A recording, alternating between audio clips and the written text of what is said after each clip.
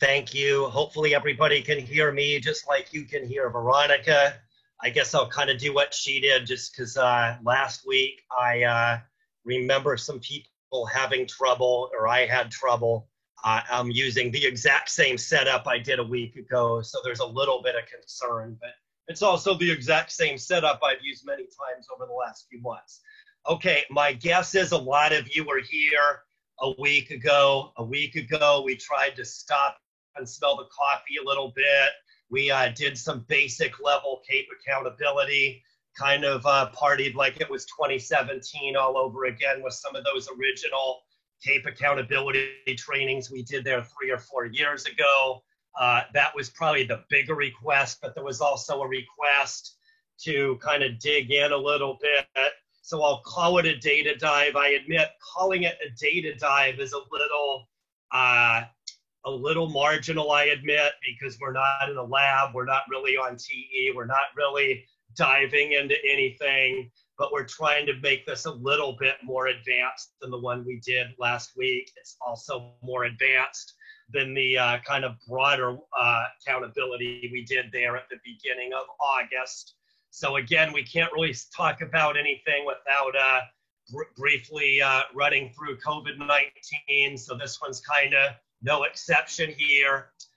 Programs update. So stopping to smell the coffee last week, we kind of went back to the original training, identified the original ABG programs, moved it up to date to the CAPE programs. So we won't go all the way back to 2017. We'll just turn the clock back to 2019 for this one, and we'll go back to a lot of the changes. You might remember the last roadshow we did for this last year. There were several very big changes that we talked about pretty much ad nauseum last summer and fall.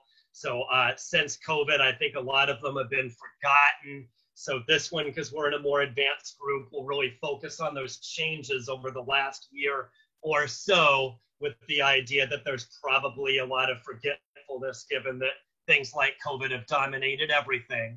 CAPE outcomes and services just kind of piggybacks where we were last time. We really went and did every single category, gave the basic definitions last time. We'll kind of do a lot more like we do in data dives, where we'll cover the frequently asked questions this time. Wanted to also point out that new immigrant integration indicator, or I3. That's the one that at least I'm perceiving as kind of the what's new for 2020, 2021. And then key training issues, again, that's just highlighting the ones that always come up every training. We'll get a little bit into CAPE reports again, probably a future session when we can kind of figure out how to deal with labs and things like that to really dig into the reports, but we will get into the reports this time. Last week, I kind of remember really avoiding them with the 10-foot pole. We will not do that this time. We will identify them.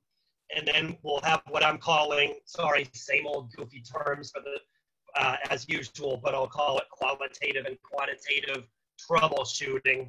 The qualitative review relates to the chat question. I'll get to the next slide. Quantitative review, again, we're not going to be able to data dive, but I wanted to rehash some of the questions we've been talking about, and in particular really get into kind of how COVID-19 affects the questions. Maybe that'll be this way all year, maybe it won't, but wanted to look at the same questions we've been going over quite a bit over the last year, but really look at it more from a fresh lens on here's some reasons why maybe the questions aren't as relevant because we're in COVID-19. Here's some other ways where they're every bit as relevant as ever. Here's how COVID-19 really affects the question and makes it a different question. Here's other ways where it really doesn't affect it at all, and it's the same question with or without COVID-19. So moving on, Veronica mentioned this, but these are the chat questions because we've been hashing and rehashing, and we have lots of individuals. So you can't hear me again. See, that's why I'm making a big fuss. Can you hear any better now? Any better now?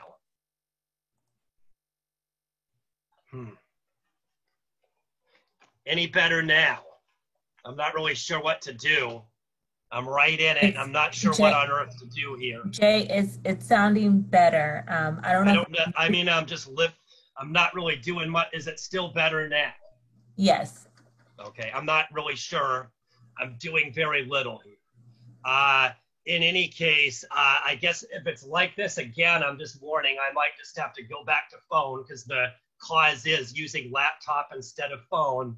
The problems are always when I'm on my laptop and never when I'm on my phone. But anyway, okay, so these are the questions that I want as kind of the background related to outcomes. So what I've heard from a lot of people is you feel like you understand the data, okay, you understand all these bubble boy slides, and you understand what it is you need to mark in TE or on the update form or whatever, but where there's still a good bit of confusion is more at real time when you're actually working with students, trying to connect the dots between things and stuff and things that your students are doing and what that means in the wacky.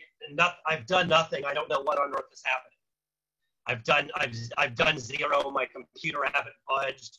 I haven't budged. No, there are no changes between, a minute ago when you could hear me fine and now. There's literally no reason why it should be different at all.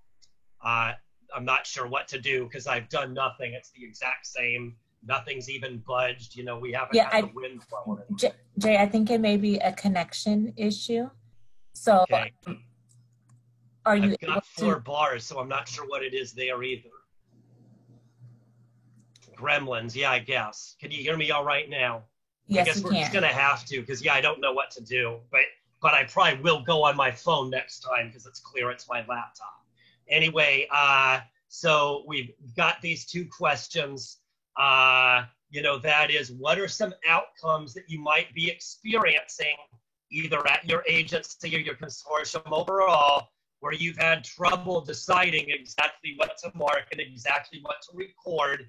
When we get toward the end, I'll give a couple examples that some folks have given me here over the last, couple days, but I'm really interested in what sort of might be tricky. If you give me a lot, obviously I won't be able to address it now, but we really are looking at this as a potential future advanced CAPE data accountability session here sometime in the near future. So we're looking to plant the seeds here so you can give me some examples, give us some examples of outcomes that cause problems. I know pretty much all of you have certain student scenarios and or certain CAPE outcomes that consistently cause trouble.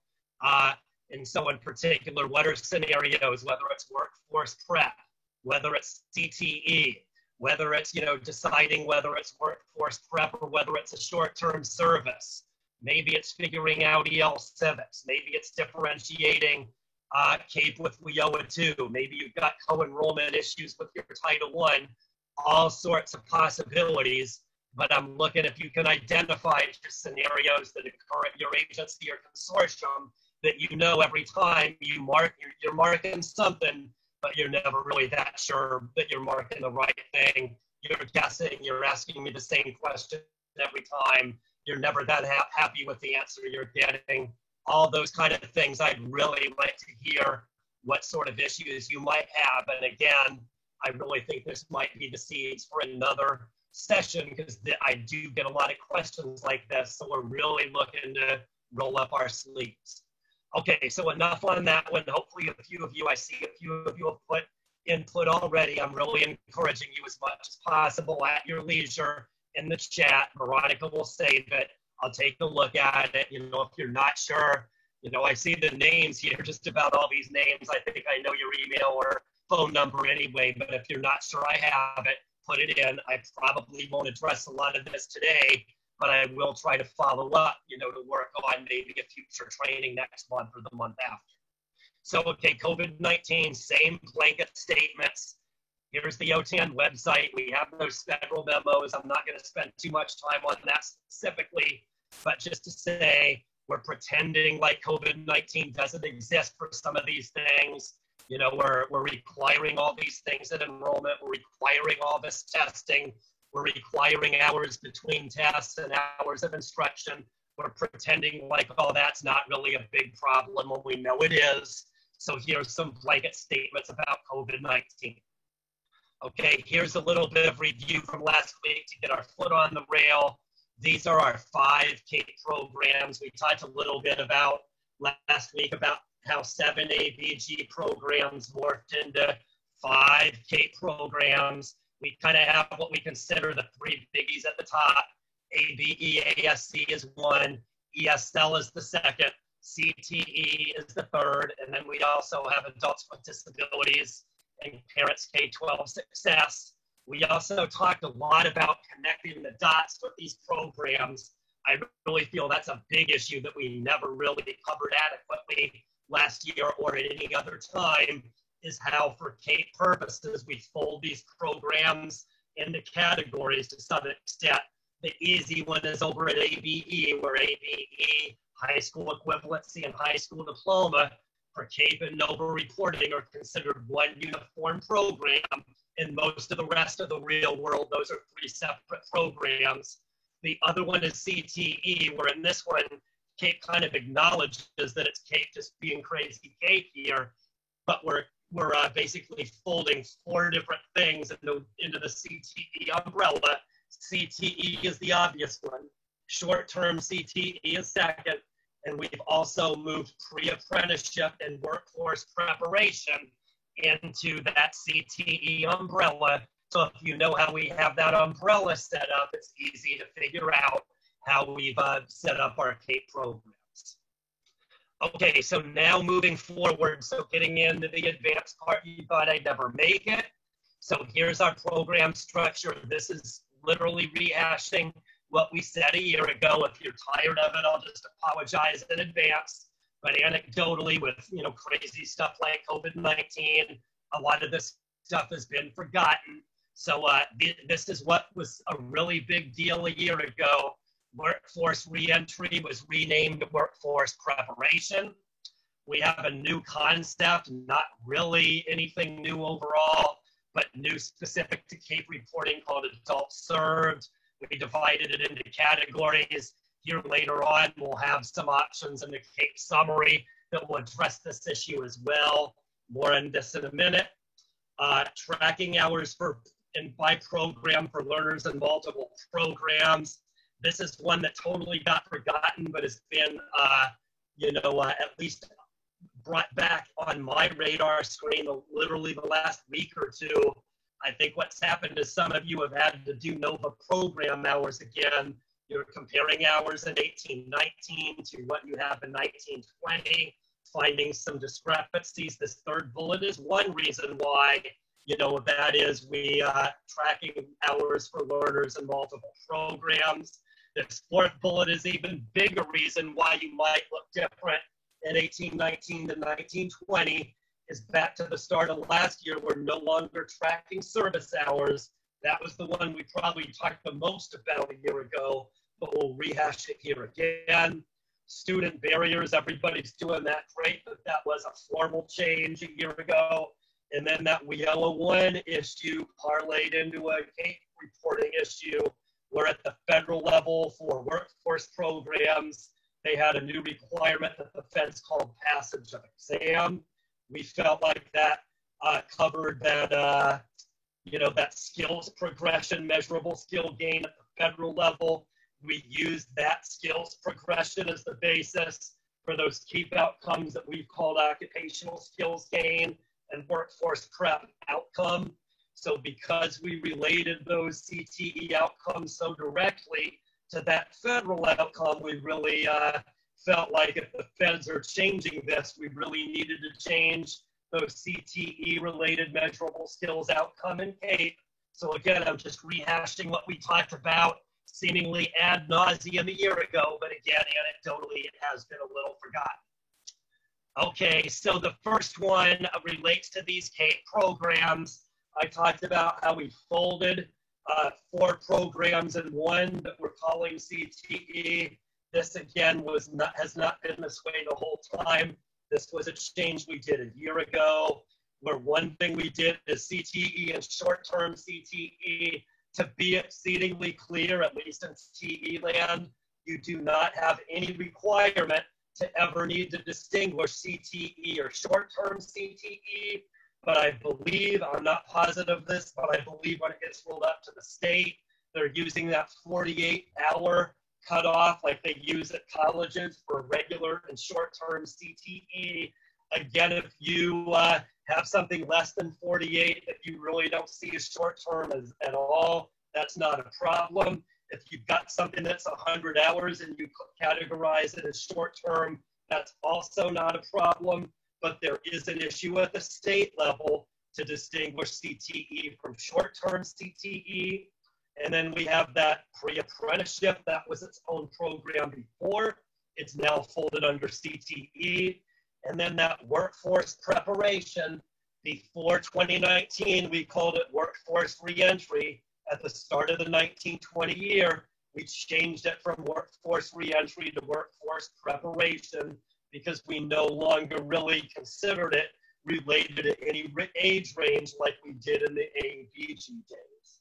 And so just to explain the slide, we talked about this a little bit last week, where everybody kind of got on board with the fact that CTE is riding under this larger umbrella now. But there was a lot of confusion between what these four specific components are, what the heck is the difference among them. So again, as a memory tool, if nothing else, if it's too much trouble, don't worry about it. But CTE, we're generally saying, is a long-term program. It's occupation specific. By that, we mean it's covering a particular trade or occupation. It's focused on welding. It's focused on HVAC. It's focused on nursing, etc., as opposed to workforce preparation that's not occupation specific and is kind of focused on general workforce issues, safety in the workplace, writing your resume, sitting in job interviews. That is, workforce skills that apply to any occupation, not something specific. Short-term CTE is like workforce prep in that it's supposed to be a quick course, but like CTE, it focuses on a particular occupation. And then pre-apprenticeship is just like CTE, long-term and occupation specific. But of course, the manner in which that student is receiving that training is a lot different. Okay, I see a lot of you have put things in chat. I went on a huge tangent there. Hopefully everybody's hanging in there. Sorry, because I see a lot of chat, and because I realized I went down a rabbit hole there. Is everybody hanging in there? For that matter, can everybody hear me as well? Okay, thank you. Everybody's a yes on both. Thank you. All right, great. Okay, so moving on to the next concept. Again, this was a big deal a year ago. It's been dropped, but now to rehash it. So we have this concept called adults served. So that adults served is our generic term that refers to anybody, covered under CAPE at all. You might say it is the term that we're using to replace the infamous term previously known as touched by ABG. For a lot of reasons, we don't use the term touched by ABG anymore, but we still have a need to have a generic term that refers to everybody that has some activity related to CAPE in some way, shape, or form.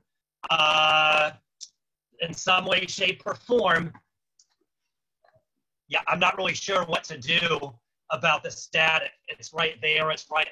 My mouth is right on it. I don't know what there is to do about it at all. Sorry. I've done everything I can do. Next time, I'll just go on my phone to make sure we don't have this problem. Anyway, we've got the CAPE reports called Adult Served. That's what I'm doing already. I've done that a million times in the last 5 minutes. Anyway, we've got Adult Served.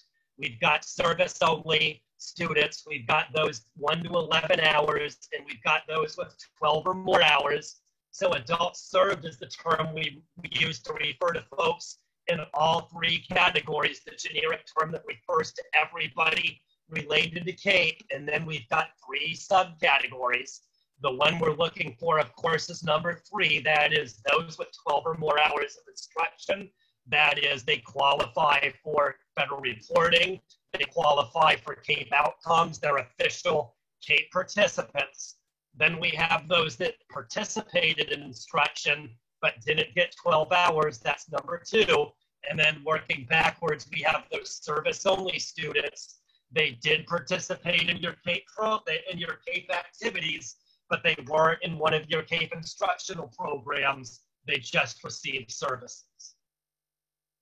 Okay, next one is hours by program. And again, that refers to the report you do in NOVA.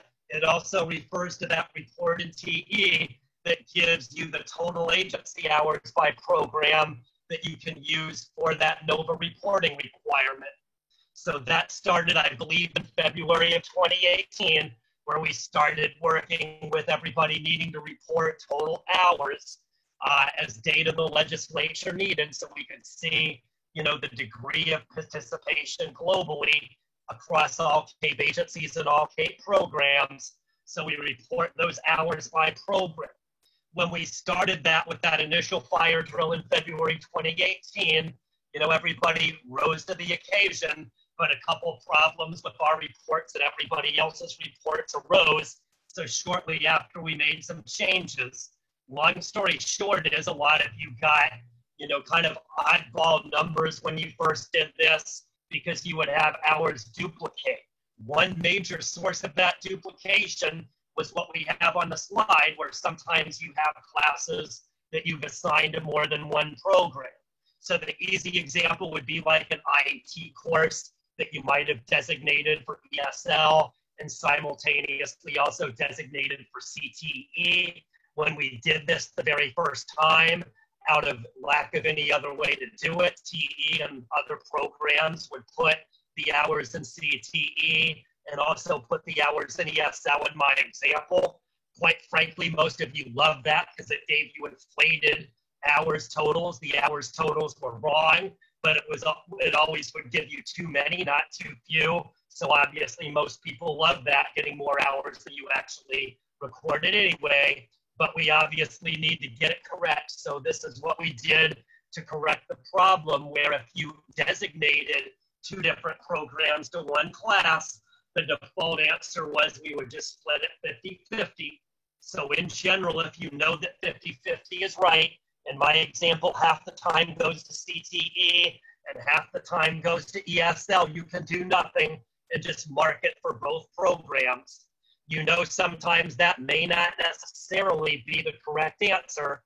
If so, then you just need to record two different classes. So if in my example, the right answer is really 70% ESL and 30% CTE, that's fine. But in that example, you need to create two separate classes, one that you mark for ESL and one that you mark for CTE. You know, then you can carefully allot the hours recorded accordingly. I'm reading your question, Rick. Sorry, that's why I'm hemming and hawing. I don't think I really can show it to you now based on time and where I am. But the short answer is, if you're talking about that report in TE, there are a couple radio buttons in the middle of the setup window. I guess I'll just say email me and I can send you a screenshot if that helps. But there are some radio buttons in that CAPE program hours setup window. There's a couple of them related to ABEASC and a couple related to CTE. The default view will be the NOVA view. That is, it will give you the super simple, you know, view with the minimal amount of information necessary to complete that NOVA requirement. But if you want to stop and smell the coffee, you can do the expanded view. If you're saying you want it collapsed, you know, again, the answer is the same. It just means the change you make in the setup window is the exact opposite. But there are 3 or 4 different ways you can run that report in TE based on those radio buttons in that TE CAPE program hours report setup window. Hopefully that makes some sense. Okay, I'll move right along again. This is advanced, so I'm talking fast and furious here, knowing I've got an advanced audience. So another issue is with hours. This was kind of the biggie a year ago, where in 2018-19, there were a lot of questions related to recording hours for short-term services. So in 18-19, Just about everywhere I went, I got asked this question, and we did lots of trainings where we got asked this question. So for about a year, we would just kind of shrug when this question was asked because we really didn't have an answer. Then fast forward summer of 2019, we kind of had to really, discuss it at length and figure it out. So at the end of the day, the decision was no, service hours do not count. So last year when we did these trainings, we went way out of our way to say no, service hours do not count. So if you're doing hours, that's great. Mark out, or doing services, that's great. Mark the service, but the service doesn't count under hours of instruction. The issue that we talked a lot about a year ago and is exceedingly obvious now in the age of COVID-19 is that policy has nothing to do with the fact that you have to do things in a regular classroom. Obviously, nothing could be further from the truth, but the issue is all the hours you record do need to relate to that individual's instructional program. If you're giving the student counseling, that's fantastic, but that time in counseling doesn't necessarily relate to that individual's instructional program, so thereby those hours do not count as part of that individual's instructional hours.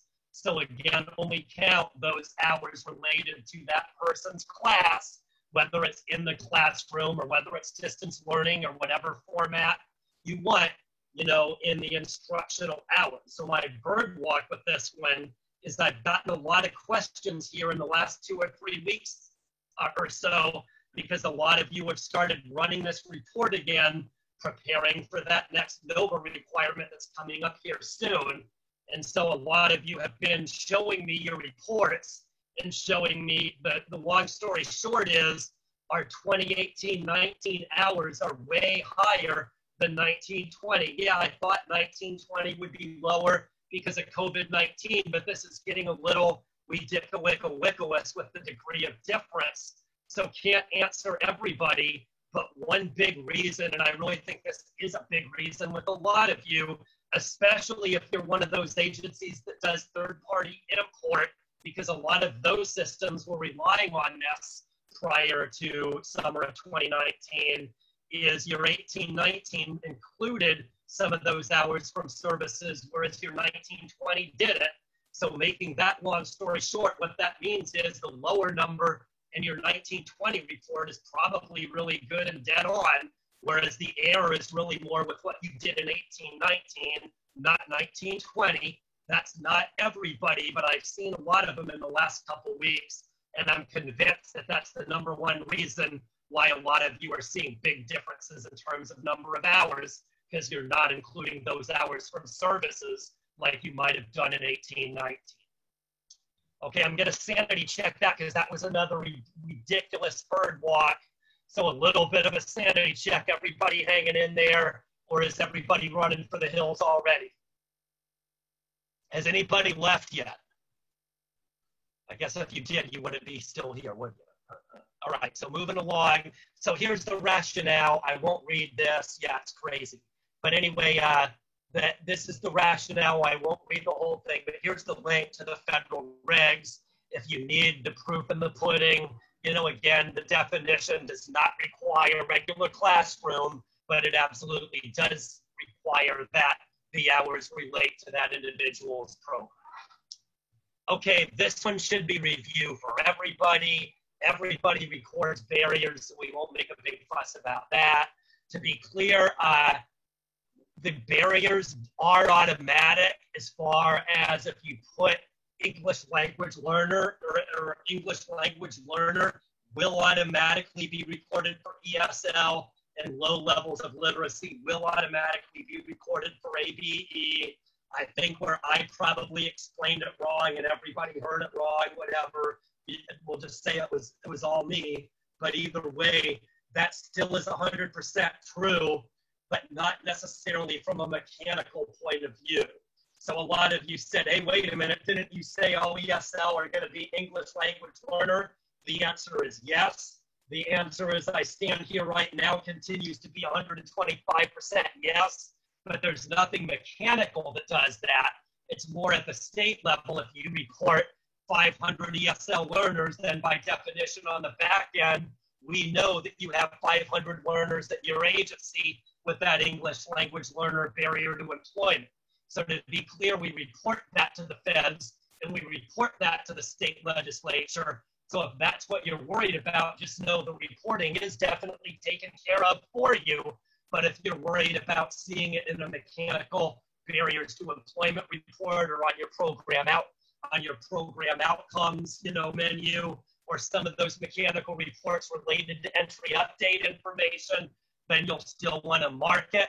Again, that's just if you need to see it on some report, but just know in terms of state reporting and federal reporting, that's still true. So I'm just making that distinction because some of you I know do like to troubleshoot with the reports. If so, you might still want to check that checkbox or bubble that bubble. The big change with barriers relates to that workforce prep issue we talked about a few minutes ago. Again, for several years, we called that program Workforce Reentry.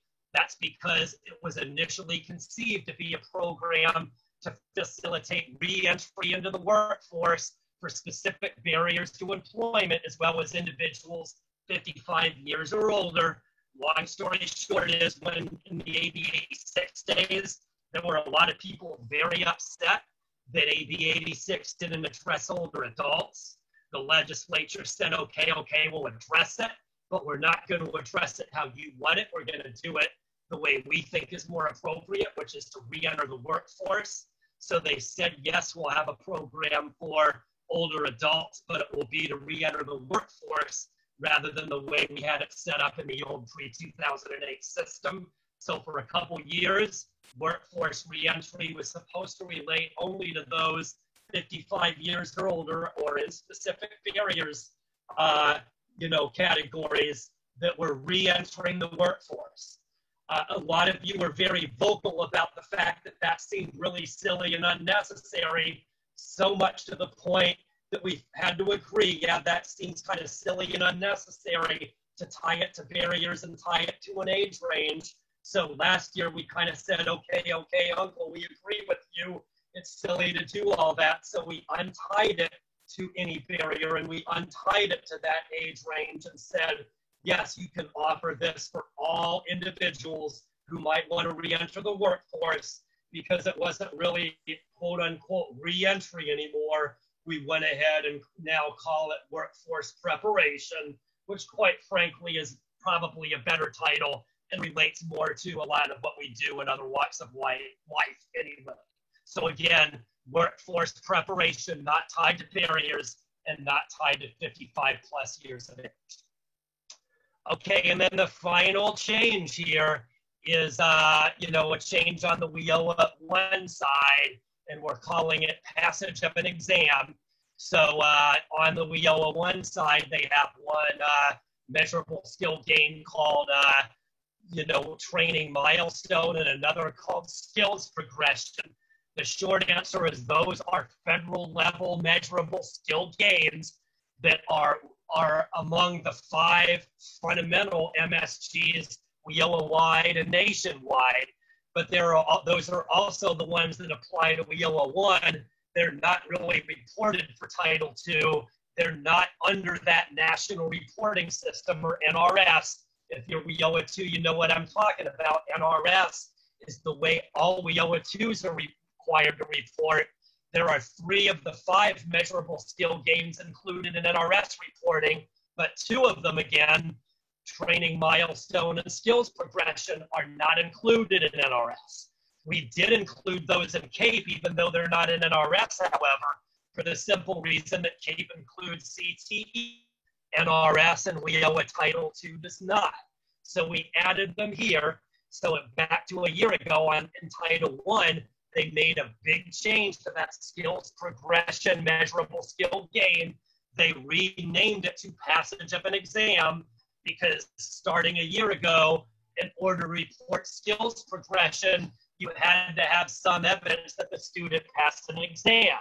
They don't really care what that exam is. It can be a skills demonstration. It could be something standardized like CASAS testing. It could be a made-up exam that you did at your own agency. It could be something from that educational software that forces the student to take exams, whatever it might be. You can decide what that passage of an exam looks like, but bottom line is to really get the measurable skill gain, you have to pass an exam. So aligning it to CAVEland, those two CTE measurable skill gains are called occupational skills gain and workforce prep milestone. So now technically when you record those in TE, when you report them for CAVE reporting, you still have the same outcomes, but somehow, some way that should reflect the fact that the student passed some sort of an exam. I'll rewind a year ago and also rewind to how this prompted all sorts of goofy jokes about the CAVE data police. So we admitted point blank, is this something we really feel like the CAVE data police are going to be able to enforce? We admitted quite strongly the answer is probably not. However, you're kind of on your honor to have this relate to some sort of passage of an exam. That is when individuals are doing CTE, they're demonstrating skills, they're passing a written test, whatever, that shows that they really are picking up the skills that you're reporting they're picking up. So that one is a huge mouthful. So I'm going to give another sanity check to that one, because good luck understanding a lick of what I just said the last couple of minutes, I suppose. Okay, some of you are quick to chime in. Is everybody still with me, or just one or two of you and everybody else is checked out? Okay, sorry, that was such nuttiness that I really am unsure. Okay, a few of you anyway are admitting to say this. All right, we'll move on. So transitioning here, we're actually pretty good in terms of time. But this is the slide we did show a week ago, how at the beginning of AB 86, we basically aligned WIOA to CAPE. In particular, we used what we call AB 104 outcomes. That is, the legislature in California passed AB 104 and basically said for adult ed, the outcomes must fit in one of these 6 categories that we, the legislature, decreed. So these were the 6 categories that they decreed over there to the right. And what I always like to point out is, not so coincidentally, they are very similar to, almost word for word the same as, what the feds have had in WIOA since 2016. In the federal reporting, they have what they call performance indicators and measurable skill gains. A couple of our CAPE outcomes are what the feds would call performance indicators. Most of them are what the feds would call measurable skills gains, or MSGs. Either way, pretty much all of the things that we record in our CAPE data are directly begged, borrowed, and stolen from the federal WIOA system, as illustrated by this diagram. Moving along, here are those 6 categories of AB 104, and here's the detailed laundry list of all the outcomes that fit under each category. This was a big part of what we did in training a week ago, where we turned back the clock and identified these 6 areas and tried to give kind of a data dictionary definition last week of all these different areas and what they meant in terms of reporting. So here are the literacy gains. I think we covered this as well. This is just showing the measurable skill gain area of CAPE reporting. We call it literacy gains. These are the 5 ways in which a student can achieve a literacy gain. The most prominent way, of course, is through pre and post testing. We have Carnegie units, also known as high school credits. We have the CDCP certificate on the college side. And then there are the 2 CTE-related outcomes, with the corresponding things you can mark to show them. To parrot what we said last week, which just parrots what we said a few years ago, is when we started identifying all of these CAPE outcomes, what we talked a lot about then was, the word we used was retrofit. Is we had all of these bubbles and all these check boxes already set up. We had these terms that the feds had already required us to use for WIOA. So we talked about how we couldn't really, to some extent we couldn't, and to some extent we didn't want to. You might say both were pretty emphatic, but either way, we did not change the terms because we had the terms the way we had them because the feds said so. So we didn't really feel like we could change what the feds required us to name all the outcomes. But we did feel like the ones we had related quite closely to the ones we were identifying for CAPE reporting.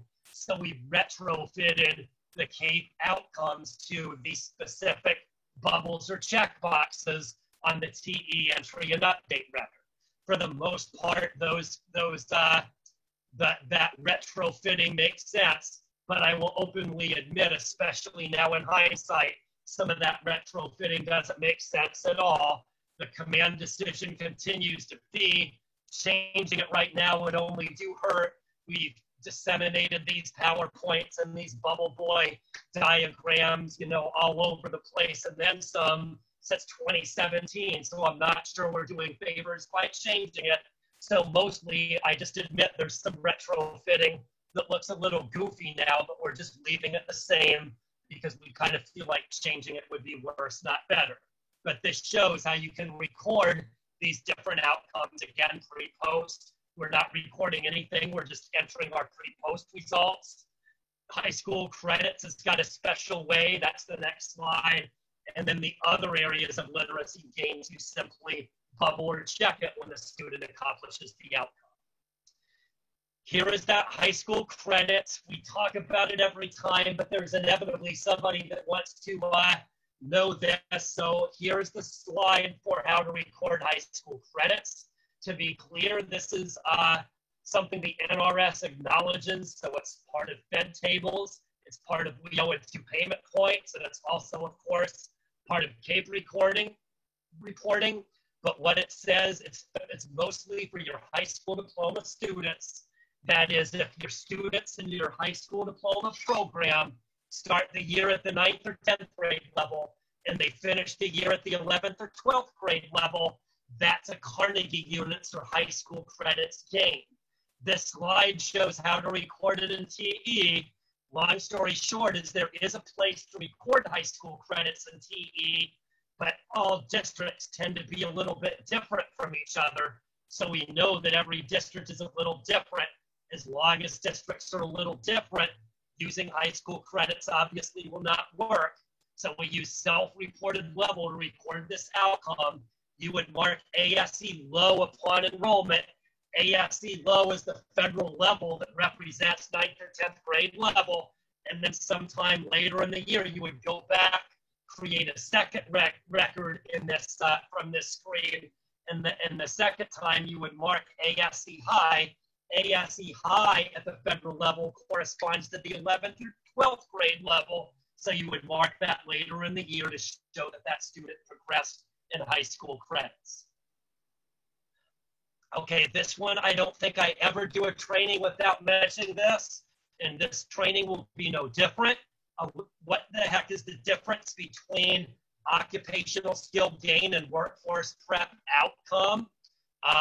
So both of them relate to CTE. Both of them are measurable skill gains. The difference is, there's no absolute here, but in general, mark occupational skills gain whenever the student accomplishes a portion of a longer-term program. Mark workforce prep outcome for full completion of a shorter-term program. So the occupational skills gain example, we have a welding student. Well, we're just making it up. We'll say it's 5 modules, 5 semesters long. So the student completes the first semester module, does a great job, aces the written test at the end of that first semester or module, is ready to move forward and start module or semester number 2.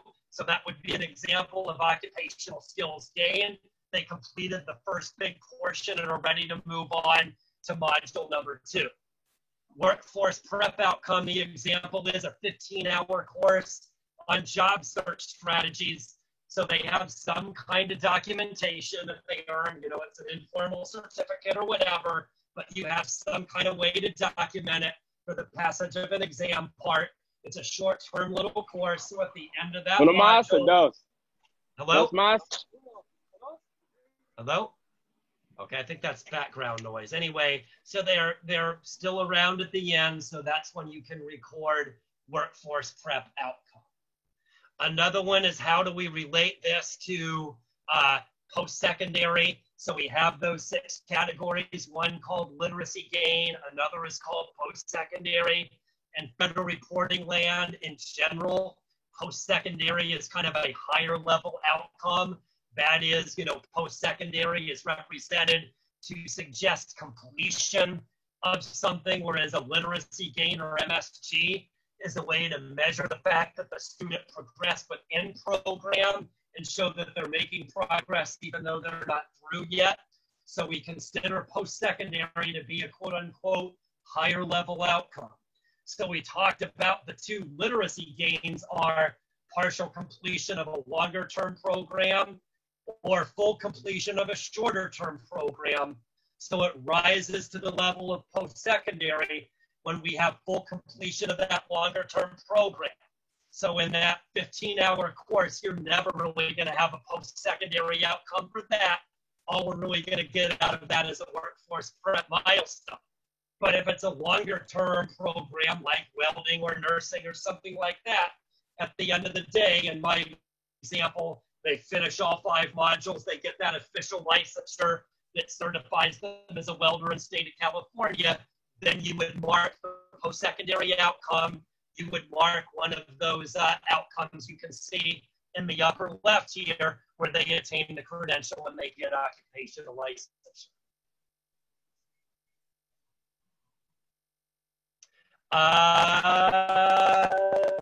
The passing one section could potentially be a literacy gain, I reckon. We're really just looking for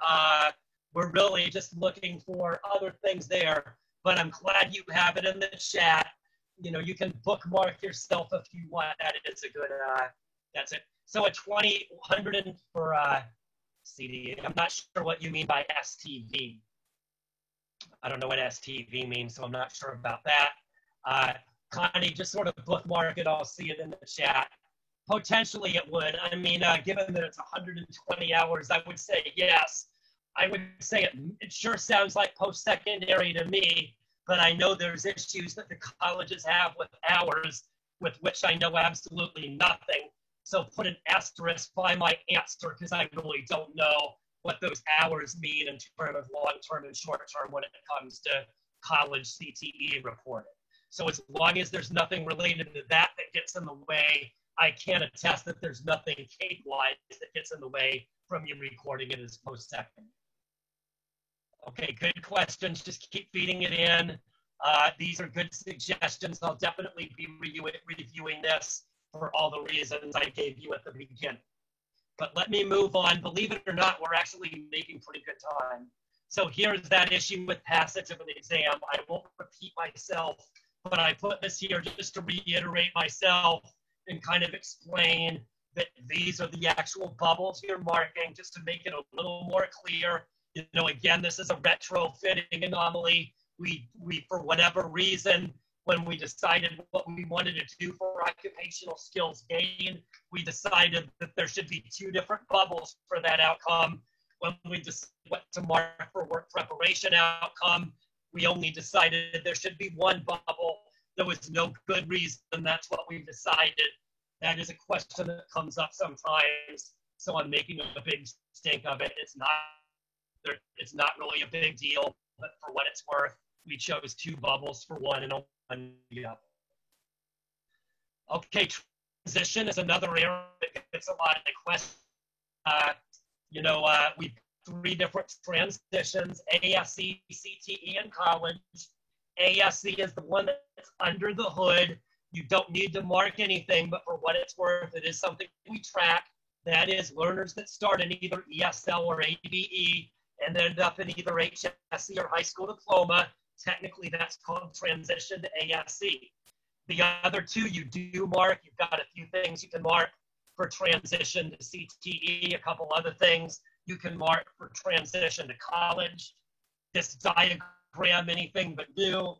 This is just showing how you can figure it out, is the difference between college and CTE. Everybody gets that easily, but once you get into these exact X's and O's, that's where a lot of people tend to get confused. So to reiterate, the person starts in either K-12 adult education or non-credit community college, ABE, ASE, or ESL. If they transition to one of these over in the upper right, one of these red boxes in the upper right, that suggests transition to CTE. That is, if they have either community college CTE or K-12 adult education CTE, that's the correct endpoint. If you look down below, if they end up in 4-credit community college, that's where they need to end up to transition to college. What I'll point out is we go out of our way to specify 4 credit here in the lower right. If the person transitions from K-12 adult ed to non-credit community college, we would consider that more of a lateral transition.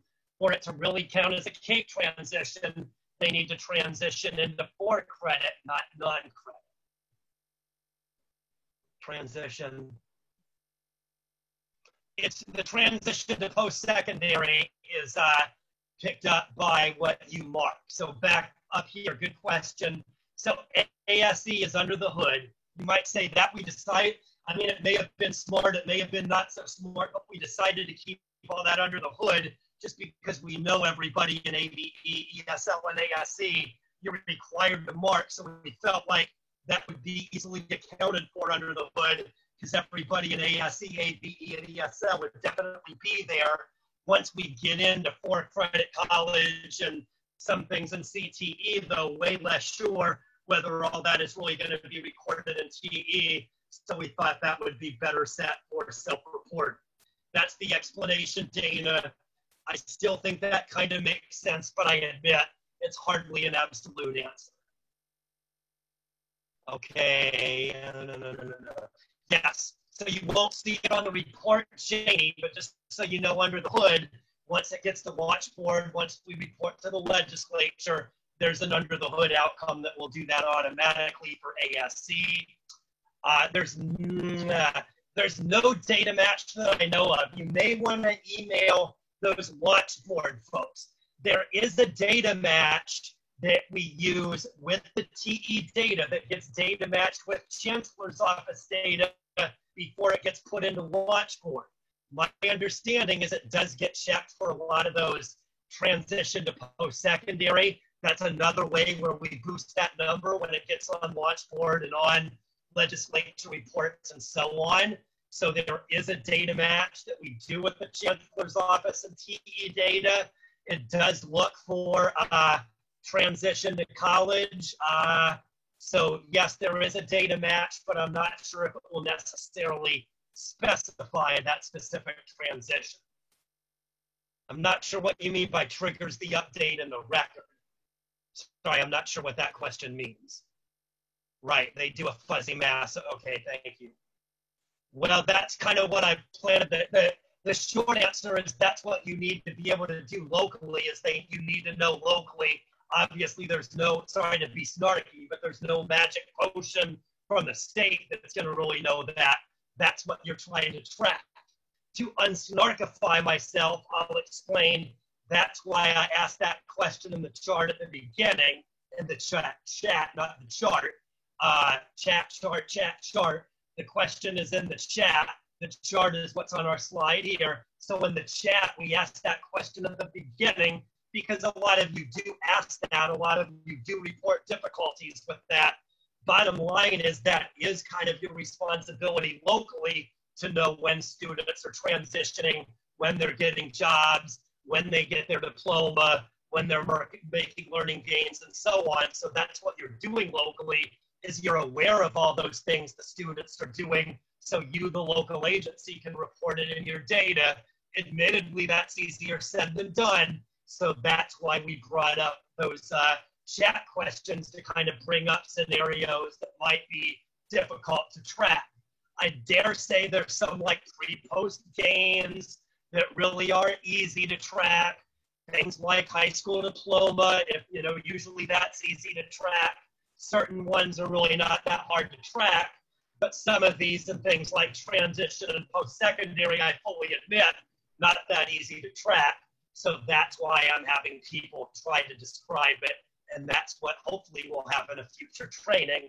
So if you asked that question on purpose. Thank you, because that really fits perfectly within that chat question. I'm exceedingly happy somebody asked that question. Okay, I wouldn't rely on that fuzzy match, no. I mean, if you know that the person transitioned to 4-credit community college, yes, I would mark one of those bubbles in this bottom one where you mark enrolled in secondary or transition to credit. I don't know enough about that data match.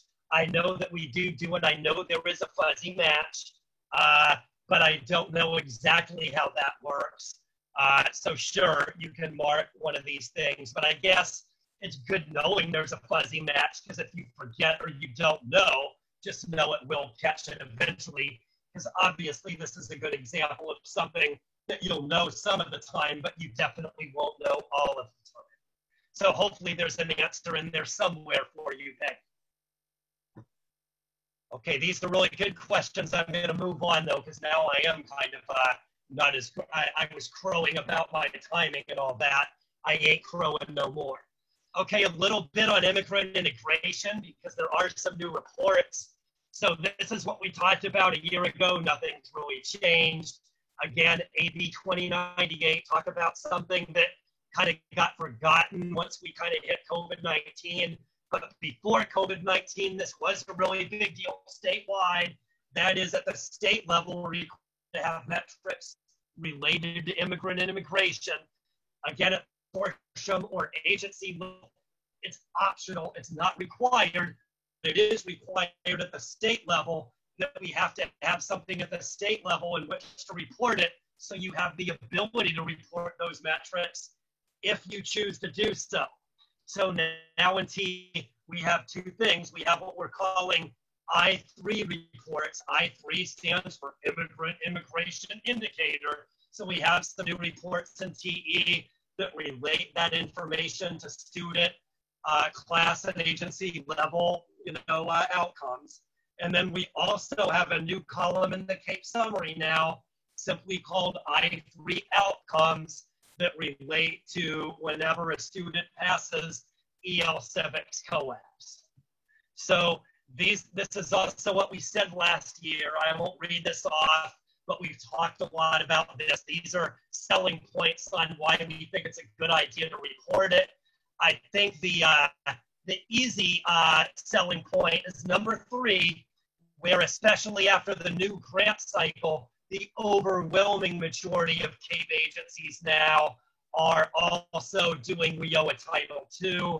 A lot of those that were doing CAPE but not WIOA historically are now doing WIOA now that we're under the new cycle. So most of you, it's safe to say, that are doing this reporting in CAPE are also doing WIOA II reporting. If so, that means there's a really good chance that you're doing EL Civics.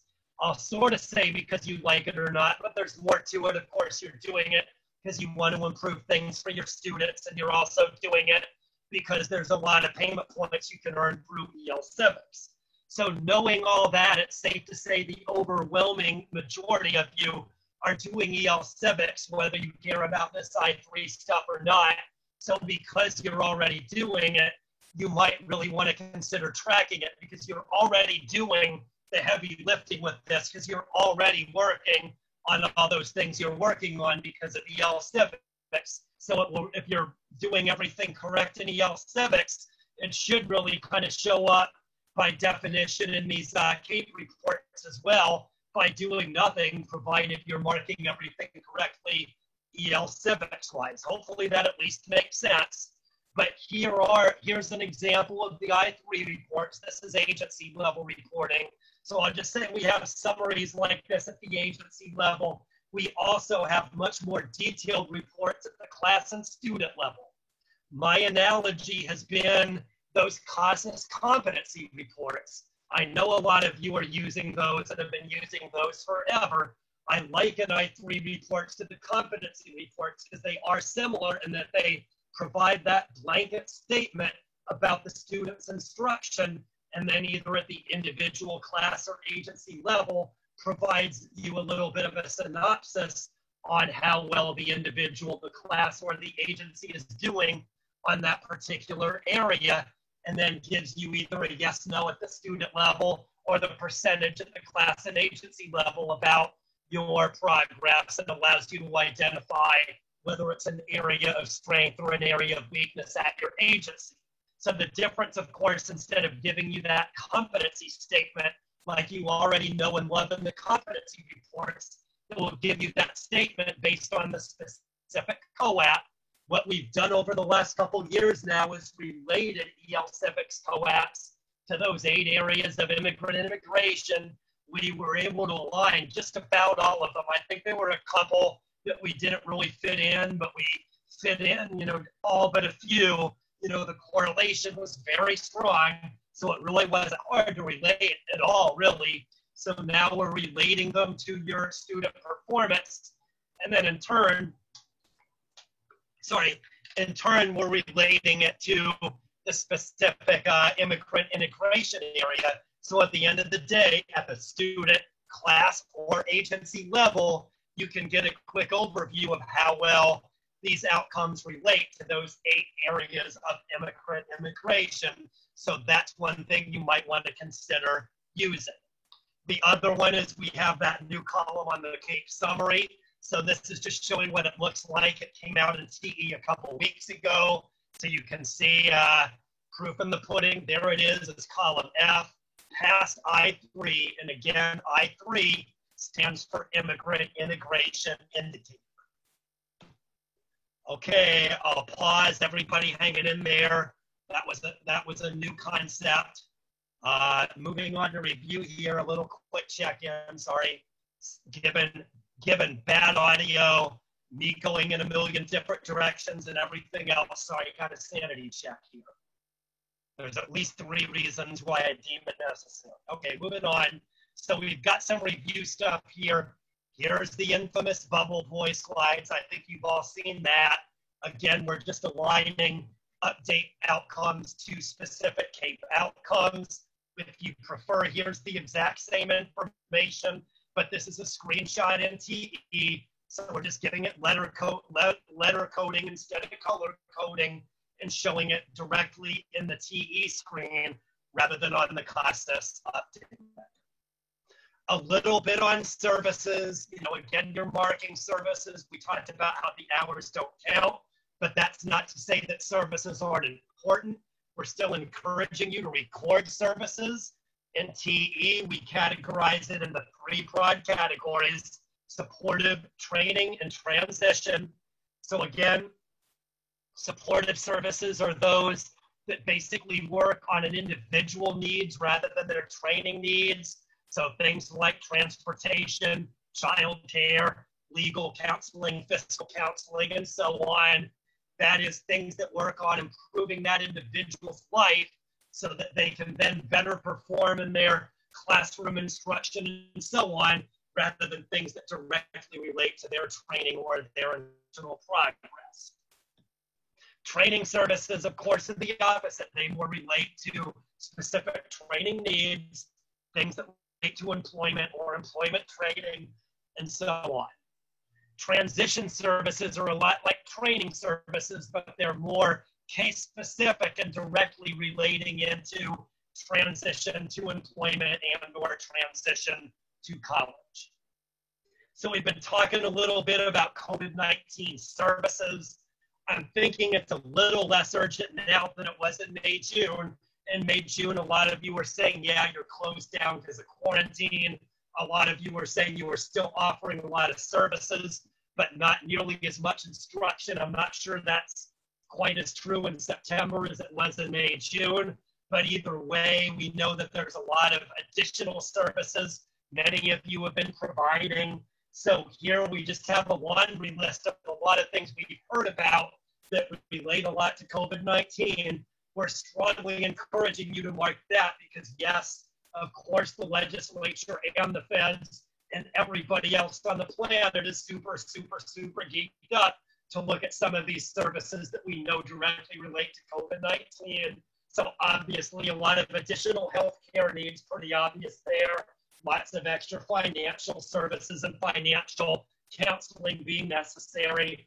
Software applications in the wacky world of Zoom obviously has been off the charts. Skill upgrades, a lot of them, hey, we need to upgrade and start using Zoom because now we're working from home. Obviously, lots of bad news with lots of people losing jobs as well. So that's another obvious one that we've really had to ramp up. This next slide is the exact same information as what we just showed you, but it's just giving you the bubbles or check boxes in TE. So one way relates it to the real world. The second way relates it to the world of TE.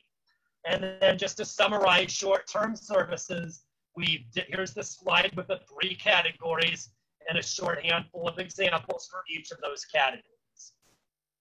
Okay, I won't sanity check as I just did, but I will note that here is another transition slide, getting into TE reports. Again, we're not in a lab, so we're not able to get into this a lot, but I do want to at least identify these a little more than I did last week. So here's the CAPE summary. If this is an advanced group, if you're in the advanced training and you don't know what the CAPE summary is, not the end of the world, but yes, you do belong in the basics training, not the advanced training if you don't at least recognize this report.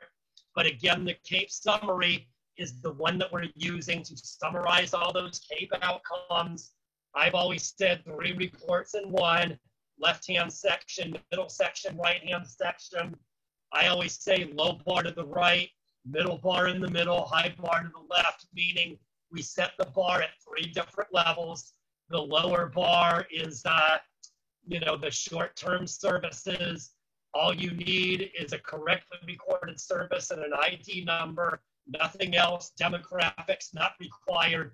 Hours of instruction not required. Instructional program not required. It'll collect pretty much everybody over there to the right. Middle section requires hours and requires demographics. So we start raising the bar there. It's just looking at those that enrolled in one of the 5 CAPE instructional programs. Moving over to the left, the bar in the left-hand section, it is, sorry, I guess I updated I3 on that other screenshot, but not this one. But yes, it's on the CAPE summary. I guess if you prefer, where is it? Here's the updated one. So yeah, it's column F. I3 is in the middle column. We feel like it did deserve its own little category because it's not exactly like any of those other categories, but it's definitely a non-pre and post-testing outcome. So it's column F. Okay, so anyway, we've got those 3 sections. That left-hand section of the report, basically, pretty much the same bar as the middle section, but the left-hand section is the one that deals with pre and post-testing. So the obvious difference is the left-hand section requires pre and post-testing because it's the section that deals with pre and post-testing. Okay, here's the CAPE data integrity. Again, it's an hour we don't have to get into the weeds here. We've got some NRS DIR training scheduled in early October. Note to self, note to Veronica, we probably ought to do one on the CAPE DIR around the time we do one on data submission guidelines. So we can dig into that here maybe next month. But the CAPE data integrity, you're submitting this for your quarterly and end of year reporting. We're not going to go item by item in the interest of time, but I always do like to make a little bit of a stink about the top summary information. So sorry if it's more broken record on you, but I'll always say if you understand the summary information at the top of the report, it's really easy to figure out the DIR.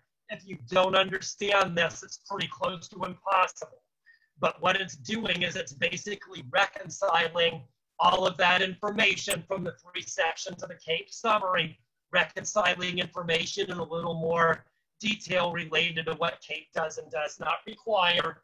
So I use that same tired fishing analogy where the DIR starts by casting that super large net. As I'm fond of saying, it doesn't worry about what it catches. It's going to get a lot of kelp, a lot of moss, a lot of rusty license plates, and so on, in addition to a lot of fish. It's not worried about it. It's just trying to collect everything at first. Anybody who might conceivably relate to Cape in any way, shape, or form. So it's going to give you that big number of everybody that appears on the report. And then it's going to backtrack once it has everybody. It's going to look at individuals that are not enrolled in those Cape programs. So it will subtract those. Bad example here in the screenshot, but it will delete those that aren't enrolled in a Cape program. So it deletes those that don't have program enrollment. But as it does that, TE stops to smell the coffee a few different times, where you can see the indented part where they might have marked a literacy gains outcome or an employment outcome or a transition outcome or whatever. Again, it's stopping and smelling the coffee. For now, all of those outcomes are going to be deleted. But hey, wait a minute. You've got a couple people that made a wage outcome or a transitions outcome. Right now, we're going to be wiping those out. But because they appear to have something you want, you may want to look into a few of these before you just go ahead and wipe them out or ignore them. It's pointing out things you might be losing that you may not necessarily want to lose. So at the end of the day, it gives you those enrolled in the Cape programs. It gives you that final number in bold at the bottom, the significance of that number in bold at the bottom. That number in bold at the bottom serves as the denominator for all 27 items on the DIR.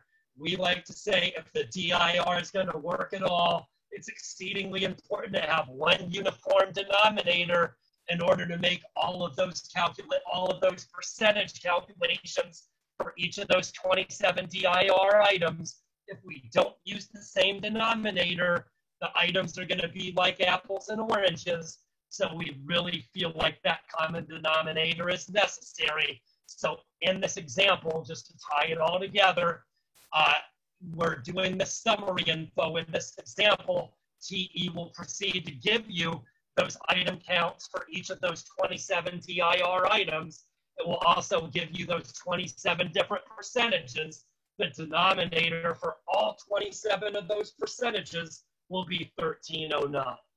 Hopefully that makes sense. Again, this is an advanced session, so I am kind of being a little faster and looser with my facts here. Hopefully everybody's following all this craziness. So a little bit, just a quick rule of thumb. Again, we're saying potentially change. Again, this is a moving target here, but there are some things that we know might be affected by COVID-19, diploma, HSE testing, hours of instruction. Those are things that we know. You might have different percentages and different item counts because we're in COVID-19. Other things we really don't think should change at all. You should be able to collect demographics and barriers to employment and all that stuff on everybody, COVID-19 or not COVID-19. So sometimes, you might have changes. This is just a quick little easy reference to say, is it safe for me or fair for me to say COVID-19 is an issue? For some of these items, the answer is yes. For some of these items, not so much.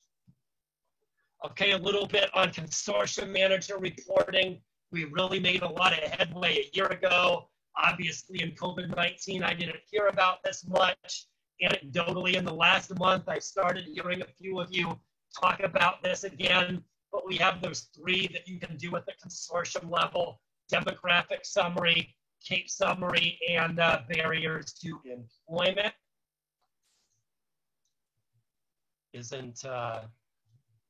Sorry, I saw that one. You might want to do that. I'll just say your thinking is on the right track. If I take your question literally, I'm not sure I'd really say yes, because I don't really encourage or move people to doing that. But I understand why you're thinking that, and I think it's a good way to think about it.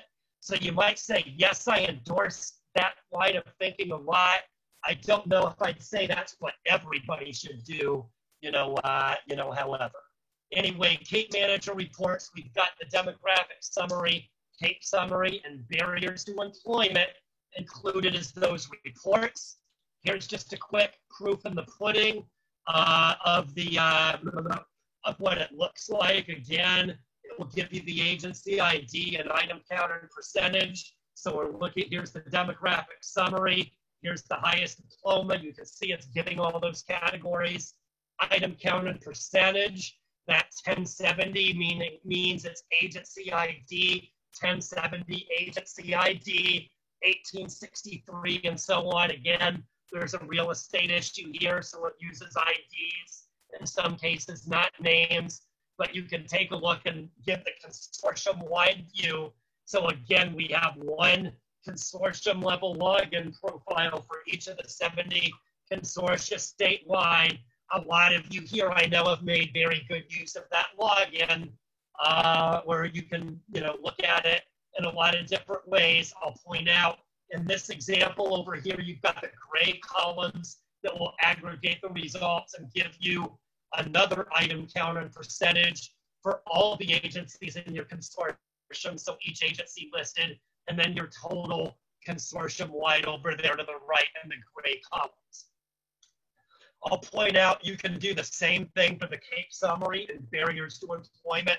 The mechanics for all three reports and the login for all three reports are basically the same. I'm pointing out this checkbox is if you are one of those consortium level logger enters, the key thing to know about all three reports is in the setup window, there's a checkbox called aggregate multiple agencies. If I remember right, by default, that checkbox will be checked. What that means, if you do nothing, is the TE will aggregate those results into one consortium total, like I showed you in this example, where it will look, in this case, look at all 12 agencies in the consortium. The consortium column will give you an aggregate of all 12 agencies.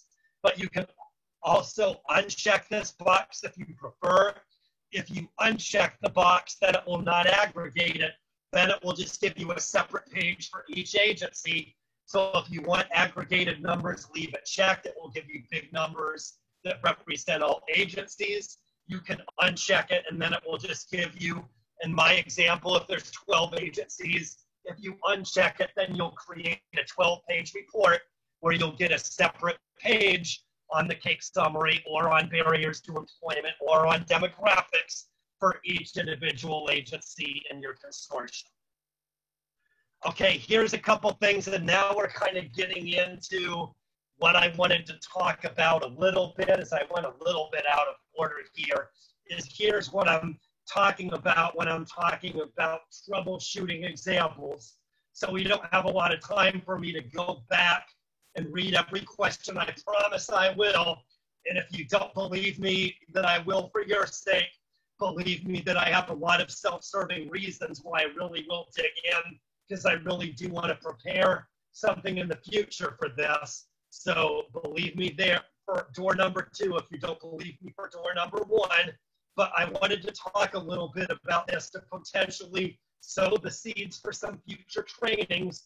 So again, a lot of you have been talking about how you have real world scenarios at your consortium or at a specific agency where you know students are accomplishing wonderful outcomes, but you're having trouble figuring out what is it in the how are you connecting the dots between student activity in the real world and those bubbles and checkboxes in the land of TE. Some of you know that there are things you should be marking, but are not quite sure exactly how to connect the dots between what the student is doing and what you should really mark to record it correctly for CAPE reporting.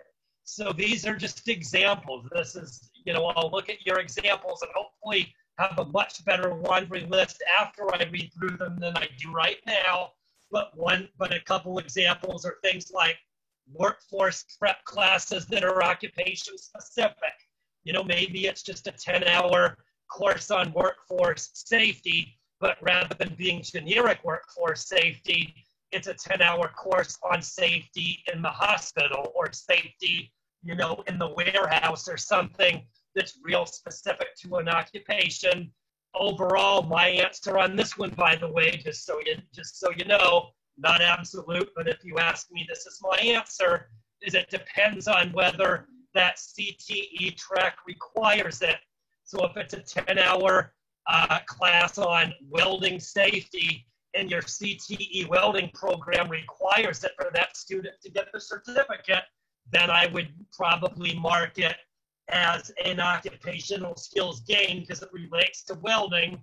But if it's really just something that's more specific but is not listed as part of that track to get the license for welding or license for HVAC or whatever, then I would say it's workforce prep. That's an example of the sort of stuff I'm hearing. Flipping it inside out, maybe classes that your CTE program does require, but doesn't really get into any of that occupation-specific information.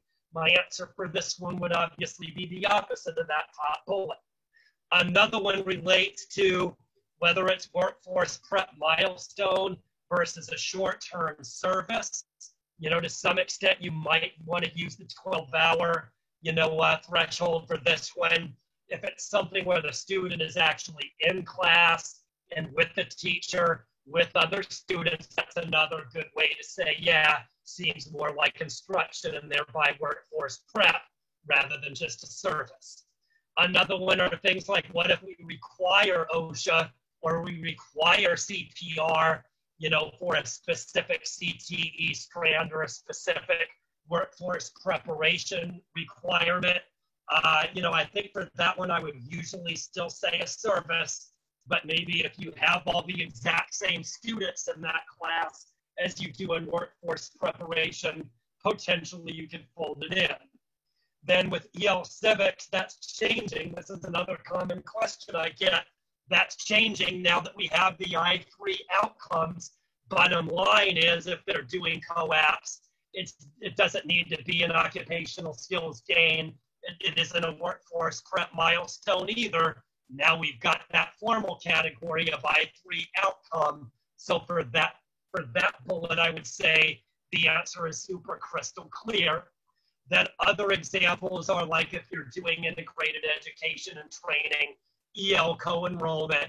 I'll just say that's when you really have a lot of flexibility, in my opinion, because I realize that when you've got students in IT, a lot of times that workforce training is going to be with the Title I or with the apprenticeship or with the employer. It's not really going to be recorded in a CTE or workforce prep program. So when things like that happen, I would encourage you to say, yeah, I would go out of my way to try to mark those post-secondary outcomes and employment outcomes for those students.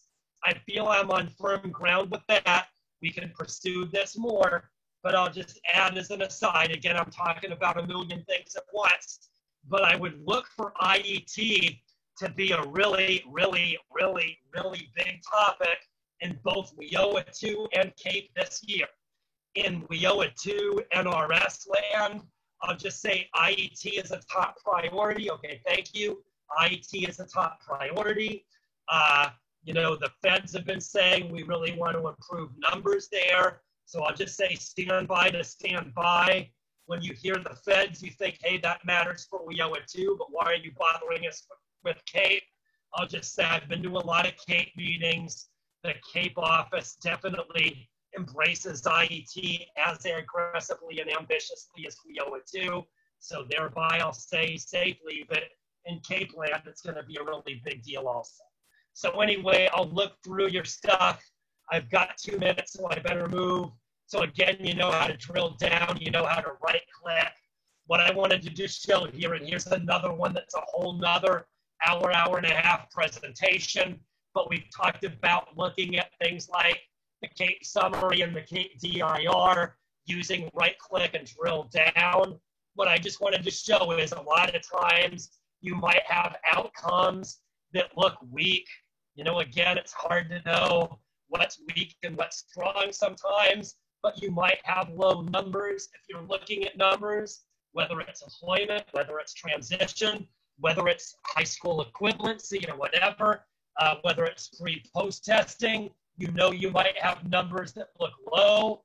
What we've been talking about for a while is look at those items 23 to 27. We've got 23 to 27A 23 to 27B.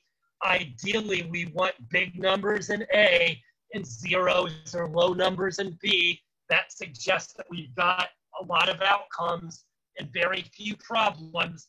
If our numbers in the A row and the B row are the same or really close together, we know that Houston, we have a problem, because that means we've got plenty of outcomes, but a larger number of them had the outcome mark but did not qualify. So if you've got a big number in B, that's where you want to drill down, follow up on demographics, hours of instruction, and so on. If you know that the number in B is low, but you're still feeling like the number under A is low, or you know you should have more outcomes, but the number in B is 0 or very low, then doing that sort of data cleanup isn't going to do much. Then we know we just need to add more outcomes and figure out either what's going on at the student level or why we're not bubbling enough bubbles or checking enough check boxes. So that stays the same whether we're in COVID-19 or not COVID-19.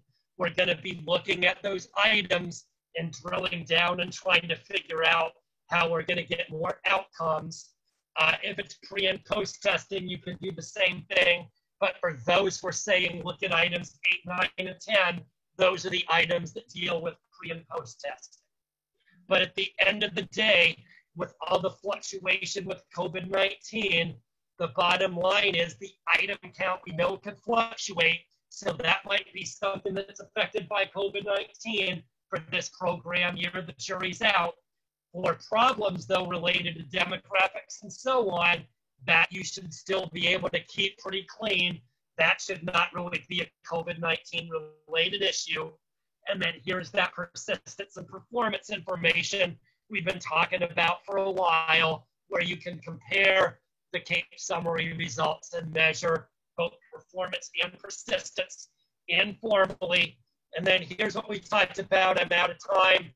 Remote testing, RLI, data dictionary. Here's your data submission. All of these things we covered last week. So we should be on firm ground here with all of that data submission. Again, we're using that new data submission wizard. And I'll get out of here. Sorry, I ran a minute over. Moving it back to Veronica.